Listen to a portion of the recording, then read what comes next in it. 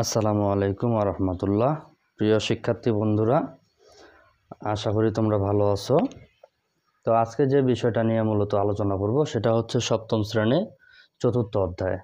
সপ্তম শ্রেণী চতুর্থ অধ্যায় অর্থাৎ বীজগণিতেরই একটা পার্ট। এখানে আমি কিছু তোমাদের টাইমটা সহজলভ্য করার জন্য কিছু সাজায় রেখে দিছি, যেন খুব অল্প সময়ে আমি চেষ্টা করি তোমাদের বোঝানোর ভালোভাবে এবং শেষ করতে পারি। সেক্ষেত্রে সপ্তম শ্রেণীর চতুর্থ অধ্যায়ের মূলত যে পার্টটা, প্রথম পার্টটা, সেটা হচ্ছে গুণ ভাগ। এগুলাই মূলত এক পদী, দ্বিতীয় পদী, এগুলো একটু ভালো করে বুঝতে হবে। সেটা বোঝার জন্য এখানে প্রথমেই আমি যেটা লিখছি, একপদী রাশিকে এখানে বুঝতে হবে একটু। একপদী রাশিকে একপদী রাশি দ্বারা গুণ। একপদী রাশিকে এই যে একপদী রাশিকে একপদী রাশি দ্বারা গুণ। এখানে একটু যদি তোমরা ভালো করে খেয়াল করো, সেটা হচ্ছে এখানে সুন্দর করে বলা আছে, দুই একপদী রাশির গুণের ক্ষেত্রে তাদের সাংখ্যিক সহদয়কে চিহ্নযুক্ত সংখ্যার গুণের নিয়মে গুণ করতে হবে। তো এখানে বুঝাইছে যে একপদী রাশির গুণের ক্ষেত্রে তাদের সাংখ্যিক সহদয়কে চিহ্নযুক্ত সংখ্যা দ্বারাই গুণ করতে হবে। উভয় পদের বিদ্যমান বীজগণিতীয় প্রতীক, অর্থাৎ উভয় পদের বিদ্যমান বীজগণিতীয় প্রতীকগুলো সূচক নিয়মে, কিসের নিয়মে? সূচক নিয়মে গুণ করে গুণফল করতে হবে। আশা করি বুঝতে পারছো। ইভেন এই পড়াটা তোমরা যদি একটু বইটা খুলে দেখো, 4.3 কলমে তোমাদের এটা সুন্দর করে আরও দেওয়া আছে। যদি সমস্যা মনে হয় ওইখান থেকে একটু তোমরা দেখে নিতে পারো। আচ্ছা, তারপরে অন্যান্য প্রতীকগুলো অপরিবর্তিত অবস্থায় গুণফলে নেওয়া হবে। তার মানে যে প্রতীকগুলো থাকবে, যেমন এক্স, ওয়াই, এম, এন, এই ধরনের যে প্রতীকগুলো থাকবে, এগুলা অপরিবর্তিত অবস্থায় গুণফলে নেওয়া হবে। সেখানে এগুলো যখন আমরা গুণ করব, এখানে আরও ক্লিয়ার হবে। তো এখানে আরেকটু সাজায় রাখছি, সেটা হচ্ছে গুণের সূচক বিধি। গুণের সূচক বিধিটা আসলে কি? আসলে আমরা জানি এ গুণন এ, অর্থাৎ এ গুণন এ যখন থাকবে, এটা আমরা পাচ্ছি এ স্কোয়ার, এবং এখানে আছে এ গুণন এ, তার মানে এ পাচ্ছি আমরা কয়টা? দুইটা, যার কারণে লিখছি এ স্কোয়ার। এখানে যদি একটু আমরা নিচে দেখতে যাই, এ ইন্টু এ, তাহলে এ হচ্ছে আমাদের কয়টা?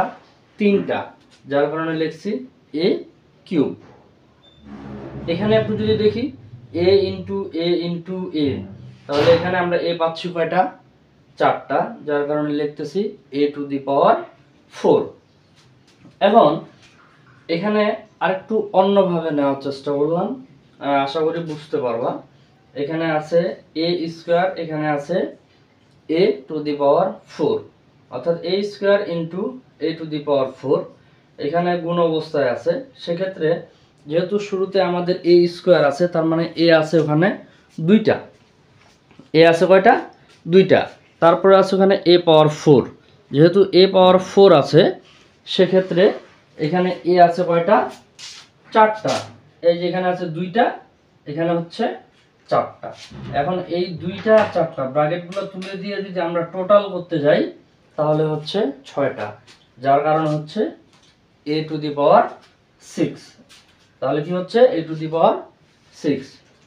আচ্ছা, সাধারণভাবে যদি আমরা একটু দেখতে যাই, সাধারণভাবে দেখতে গেলে আমাদের এখানে নিচ্ছি আমরা এ পাওয়ার এম ইন্টু এ পাওয়ার এন।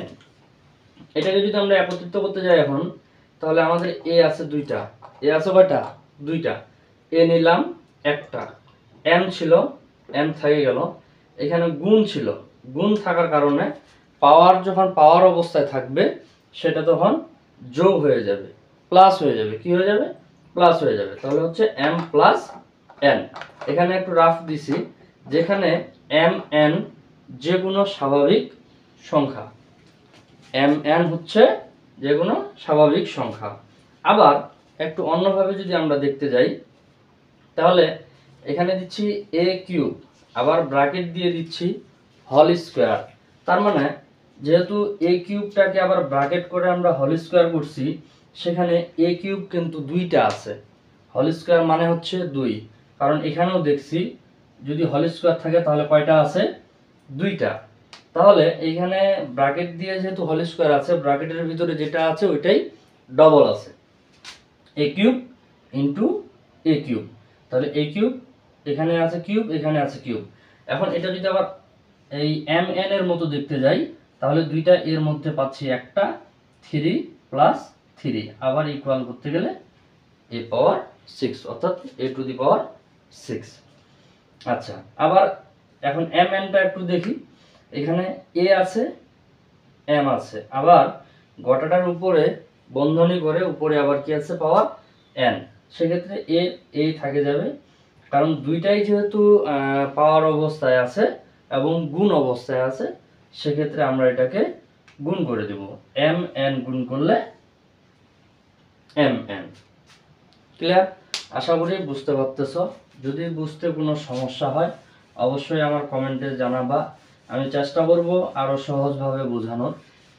আমি এখানে এই যেগুলা বললাম এগুলার ভিত্তিতে এবং কি তোমাদের মূল বইয়ের 3 থেকে 4টা এক্সাম্পল আমি এখানে সাজায় রাখছি।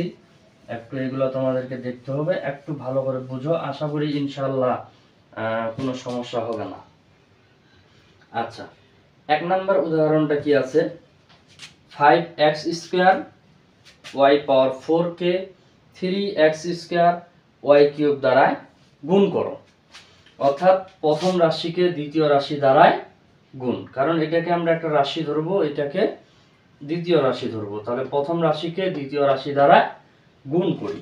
আমরা যদি গুণ করতে যাই তাহলে হচ্ছে 5x স্কোয়ার y পাওয়ার 4 ইন্টু, যেহেতু গুণ করতে বলছে, 3x স্কোয়ার y কিউব। এটার যদি বিশ্লেষণ করে, যেটা বুঝাইলাম ওইভাবে বিশ্লেষণ করে যদি এটাকে আবার ক্যালকুলেশন করা যায়, তাহলে অঙ্কটা একটু বড় হয়ে যাবে। অঙ্কটা একটু বড় হয়ে যাবে মানে একটু ভালোই বড় হবে। সেক্ষেত্রে যেহেতু আমি এখানে তোমাদেরকে বুঝাইছি, আশা করি বুঝতে পারছো, আমি শর্টকাটে করার চেষ্টা করতেছি। আচ্ছা, একটু দেখো, 5 ইন্টু 3, 5 ইন্টু 3, সরি, এটাকে নিয়ে নিলাম।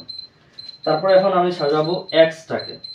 তাহলে এখানে হচ্ছে x square into x square, কারণ এখানেও আমাদের এক্স স্কোয়ার আছে, এখানেও এক্স স্কোয়ার আছে, ইন্টু, তারপরে এখানে আছে Y to the power 4 into Y cube.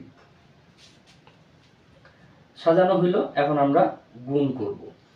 5 আর 3 গুণ করলে 15, এখানে এক্স দুইটা, এখানে দুইটা, তাহলে কয়টা হচ্ছে? 4টা।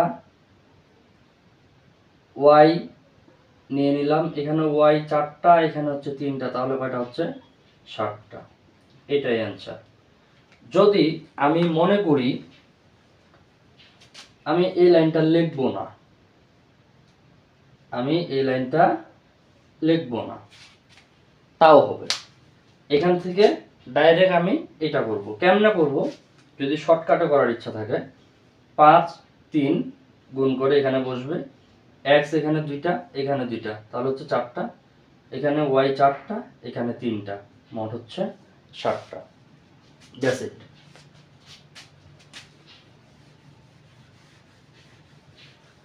এরপরে যেটা আছে, আশা করি তোমরা যদি একটু ভালো করে মনোযোগ সহকারে অঙ্কটা দেখো, আশা করি তোমরা নিজেরাই বুঝতে পারবা।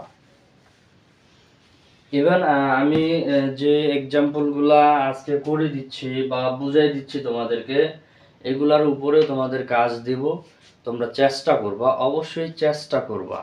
যদি তোমরা মনে করো হ্যাঁ বুঝতে পারছি, পারতেছি, হয়ে গেছে, আর দেখতে হবে না, এই ধরনের কথাগুলোকে চেষ্টা করবা একটু এড়ায় চলার, কারণ এগুলাই তোমাদের বেশি ক্ষতি করবে। বুঝতে পারছো? ঠিক আছে, একবার আমি ট্রাই করি, দেখি ইনশাল্লাহ হচ্ছে কি না। তারপরে দেন যদি হয়ে যায় তাহলে তুমি নিজের থেকে বলবা যে হ্যাঁ এখন আমার দ্বারাই সম্ভব। ইভেন আমি যে শেষে তোমাদের বলে দিব ওই কাজগুলা তোমরা নিজেরাই অবশ্যই চেষ্টা করবা, আশা করি পারবা। এখন দেখো উদাহরণ 2, এখানেও বলছে প্রথম রাশিকে, এটা যেহেতু আমি প্রথমেই বলছি এটা হচ্ছে একটা রাশি, এটা হচ্ছে আরেকটা রাশি, তাহলে প্রথম রাশিকে দ্বিতীয় রাশি দ্বারা আমরা আবারও গুণ করব। এবারে শর্টকাটেই করব, এবার আর বড় করতেছি না, একবারে শর্টকাটেই করব। গুণন, এখানে ব্র্যাকেট ইউজ করতে হবে, ব্র্যাকেট ব্যবহার করতে হবে এই কারণে, কারণ এখানে আমি যদি তোমাকে বলি গুণ আছে আবার মাইনাস আছে, আশা করি এই ধরনের অঙ্ক তোমরা দেখাও নাই, আর এটা হাস্যকর বিষয় হবে, কারণ গুণ এবং মাইনাস দুইটা প্রতীক কখনোই এভাবে একসাথে বসবে না। সেক্ষেত্রে এখানে যেহেতু আমাদের অঙ্কে নির্দিষ্ট করে মাইনাস দেওয়াই আছে, অবশ্যই আমাদেরকে মাইনাসটা বসাইতে হবে। সেক্ষেত্রে আমরা এটাকে বন্ধনী করে নেব।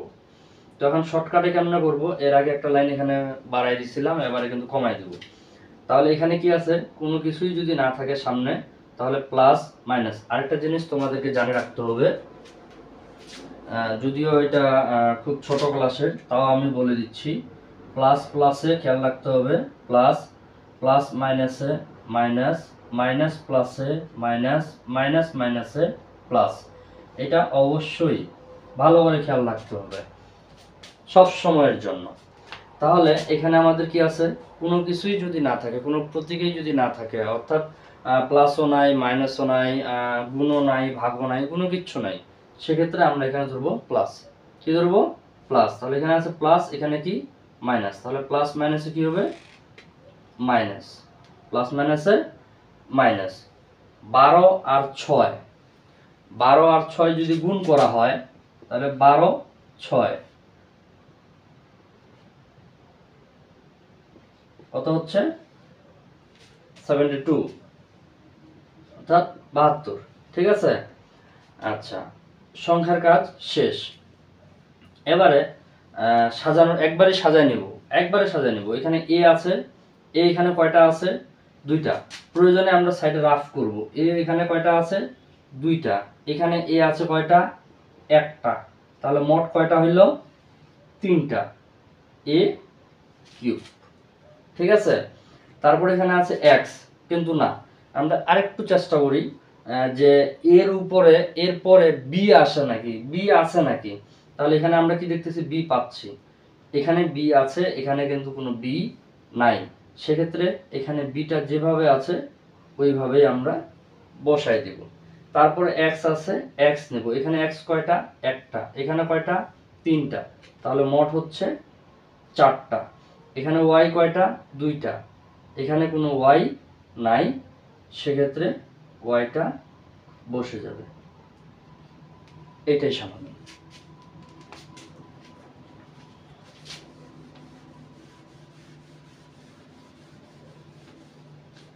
এর পরেরটাও সেম, এটার মাইনাসটা এর আগে উদাহরণ 2 এ যেটা লিখলাম ওইটার মাইনাসটা দ্বিতীয় রাশিতে ছিল, আর এটার ক্ষেত্রে এটার মাইনাসটা এবারে প্রথম রাশিতে চলে আসছে। সেক্ষেত্রে ঘাবড়ানোর কিছু নাই, ঘাবড়ানোর কিছু নেই, যেহেতু এটা সামনে আছে চেষ্টা করব সামনে বসাই দেব। আচ্ছা, তাহলে minus 7 a square b power 4 c into 4 a square c cube d। এখন তোমরা বলতে পারো যে এবারে তো মাইনাসটা আমরা সামনে দিলাম, এবারে আমরা বন্ধনী করলাম না কেন?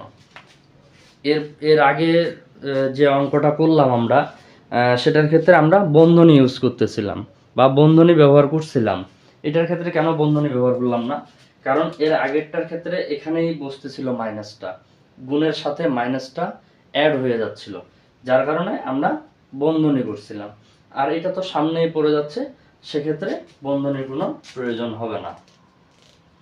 তাহলে আবারও যদি আমরা গুণ করি, এখানে আছে মাইনাস, গুণের পরে অর্থাৎ এখানে সংখ্যার এখানে কিন্তু প্লাস থাকে, এখানে প্লাস নাই। অথবা অনেকেই অনেক রকম করে যে আমরা এইভাবেও সাজায় নিতে পারি সেটা হচ্ছে -7a²b⁴c ইন্টু, আবার এটাকে আমরা বন্ধনীয় দিতে পারি। অনেকে এক্ষেত্রে যদিও এটা এভাবে প্রয়োজন হয় না, সেক্ষেত্রে আমরা ডাইরেক্ট বোঝার চেষ্টা করি, কারণ এটা দিলে একটু বেমানান হয়ে যায়।